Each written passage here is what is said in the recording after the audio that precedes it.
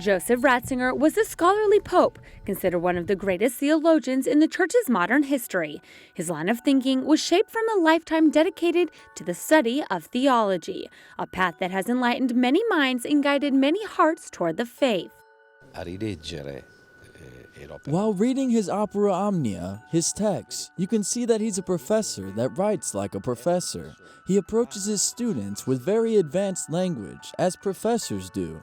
After, the depth of his teaching remains, but the language is completely accessible, and he reaches his peak during his pontificate. His prolific career as a theologian started in the 1950s. His first teaching job was at the University of Bonn in Germany in 1959. He impacted many of his students. Since 30 years ago, they've been meeting with him, even as he became Pope. He's a professor that engaged his students. He was so appealing to the point that they developed great affection for him. They used his same methods and therefore were fascinated by him, and he was fascinated by them in return.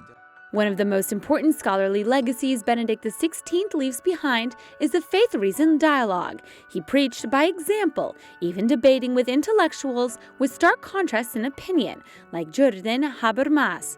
For the Pope Emeritus, faith and reason must be united.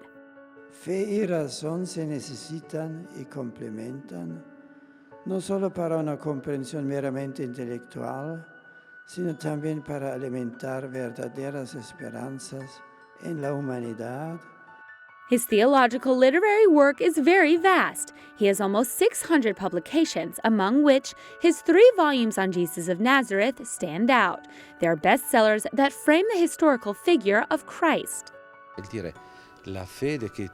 He says, "The faith I explain to you, the Jesus of whom I speak, Jesus crucified, dead, buried, and resurrected, is a Jesus you can find in history." In nearly 8 years of his pontificate, Benedict XVI wrote 3 encyclicals about love, hope, and charity, 4 apostolic exhortations, and countless documents that have enriched the magisterium of the Church.